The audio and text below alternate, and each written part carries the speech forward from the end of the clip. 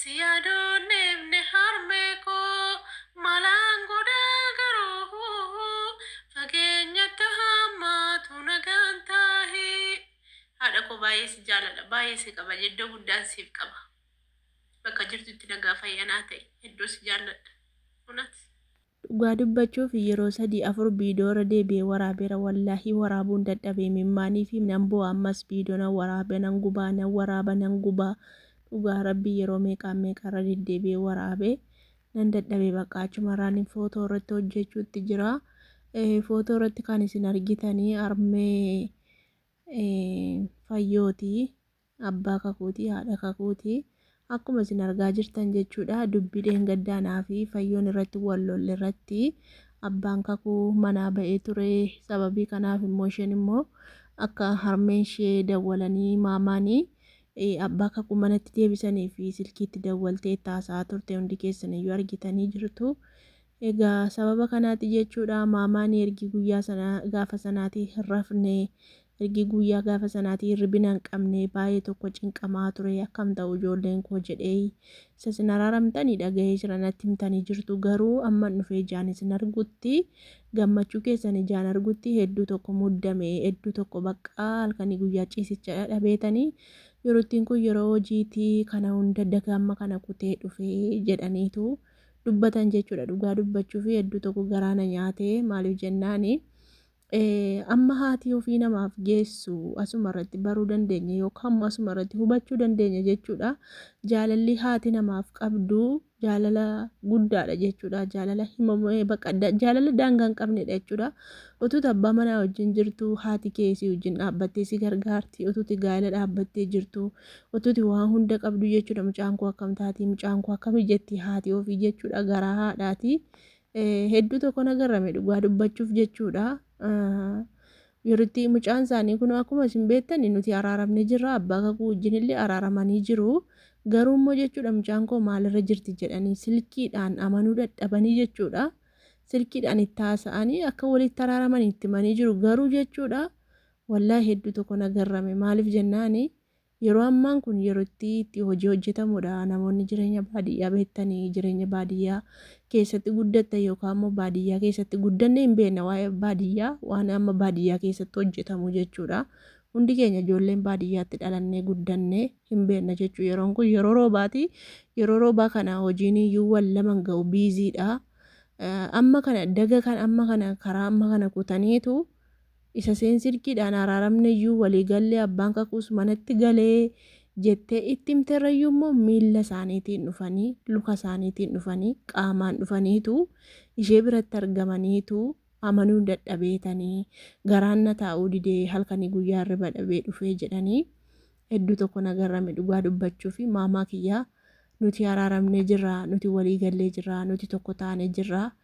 Dhugaa rabbii xoosiin kun karaa koo ka'ee dubbiin kun karaa koo ka'ee jechuudha. Bakka utuman beekaminaan guddatee amma naga'an seene amma nama rifachiisa hin seene jechuudha. Dhugaa dubbachuu fi akkuma qalliitti dubbadhee dubbii guddaa ta'e maamaan amma mana ba'anii dhufanitti ga'e jechuudha. Dhugaa rabbii maamaa tiyyaa hedduu si jaalladha hedduu si kabajaa iddoo guddaa siif qaba. Rabbiif jedhiitii dhiifama naaf godhii namni hin dogoggoraa namni hin balleessaa haadha koo. Baay'ee si jaalladha wallaahi hedduu tokko rifadhe gaafa isaanii viidiyoo kana keessatti argu dhugaa rabbii kiwwedhennan gaggabee viidiyoo irraallee dalaguu dadhabee dhugaa rabbii baay'ee tokko rifadhe jechuudha. Kanaafuu maamaa tiyyaa dhiifama naa godhii haadha Fayyoo keessan baay'ee jaalladha baay'ee kabajaa.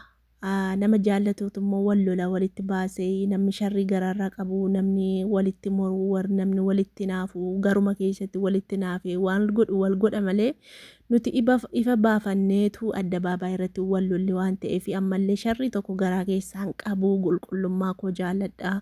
Baay'een isee kabajaa Fayyoon ogeettii keenya barsiiftuu keenya astamaarii keenya walumaa galatti Fayyoo akka astamaarii keenyaatti ni ilaala jechuudha. Durirraa kaaseeyyuu hedduu jaalladhatti si qubaadhu agas maraa hedduu jaalladha miidiyaa kanarratti naman baay'ee jaalladhuu fi naman baay'ee kabajuu barsiiftuu dubartootaati jechuudha Fayyooni. Kanaafuu jennaan sheexanumatu nutti ka'ee yeroo tokko tokko jinniin nama keessa jira maamaa koo dhugaa rabbii yeroo tokko tokko ilmi namaan dogoggora lafumaa ka'ee akka tokko ta'a kanatti dogoggoree tanii wallollee dhiifama naa godhaayii hojii keessan irraa isin kutee as isin fide waan ta'eef maamushaa kiyyaa isinin jaalladha akka haadha kiyyaatti isin jaalladha akka haadha kiyyaatti isin ilaalaa dhiifama naa godhaa rabbii jedhaatii anillee homaa waa tokkoyyuu silumayyuu fayyootti waa tokko la dhugaa rabbiiti waa tokkoyyuu garaa koo keessan jiru waa tokkoyyuu sharrii wayiitti yaadeen jiru afaanumaan hin beeka doorsisuuf haasa'e malee jechuudha. Homaa waa tokkollee hin qabuun isiniin jedha keessi kiyya qulqulluudha ammallee onnee makiyyarraa jaalladha. Isiniin jedha kanaafuu dhiifama naa godhaa maamaatiyyaa isinin jaalladha isinan kabajaa bakka jirtanitti fayyaa nagaa ta'a umurii dheertuu rabbi isiniif haa kennu haadha kabajamtuu haadha jaallatamtuu haadha waa hundaa yerootti hundumaarratti bakka hundumaarratti nama qaqqabduu naaf jiraadha umurii dheeradha rabbiin umurii dheertuu isiniif haa kennu bakka jirtanitti fayyaa nagaa naaf ta'a isiniin jechuun barbaada. Egaa kabajamtootaa fi jaallatamtoota keenya dubbii keenya kaleessa dheengadda darbee hundi keessan iyyuu hin beektu walumaan jirra waan ta'eef isin warroonni hordoftoonni illee asumarraan dhiifama naa godhaa isiniin jechuun barbaada. Ilmi namaa yeroo tokko tokko sammuutu shirshir jedheetu bakka namni dogoggora waan ta'eef dogoggora isaarraa immoo baratee yoo deebi'ee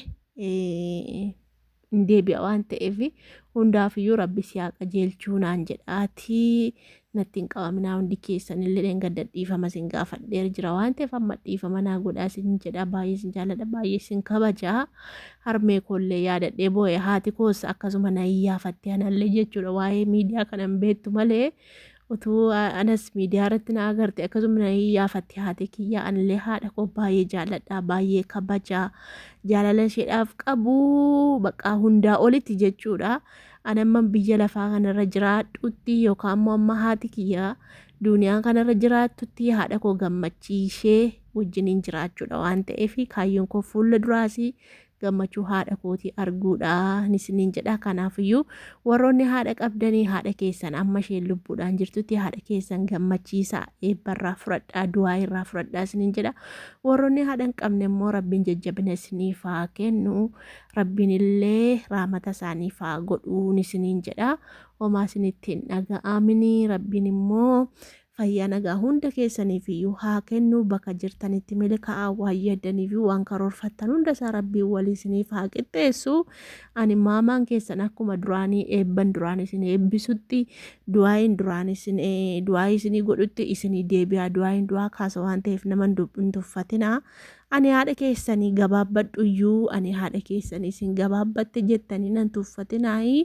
Maaliif jennaan ana haadha keessanii gabaabbadhu iyyuu isin reebuu isin tumuu nan danda'a waan ta'eedhaaf isiniin jedha ilmaan tiyyaa akkasii nagaan turaayii bakka jirtanitti fayyaa nagaan haa ta'a hundumti keessan iyyuu maatii fayyushaa koo yenee bestii yenee helwaa yenee chokkolaataa yenee bareedduu koo yenee qashti qushumbee koo yenee moodelistii koo I love you sin jaalladha fayyoo koo yenee onnee koo onneen na rukutaa yeroo ishee yaada dhugaa onnee kana dibneedha wallahi hin jaalladha bar እንዴ ያማል እንዴ እናንተ ዝም በሉ እናንተ እውነት እንዴ በጣም እኮ ወድሻለሁ ፈዮ በጣም ወድሻለሁ እሺ የኔ ማር የኔ በሬዱ እኮ የኔ ፈራንጫ እኮ ሲጃለደ በር dhugaa kanaafan faraanchaadha yeroo hunda matattiisee sana hodhadhaabdiin filti yeroo hundumaa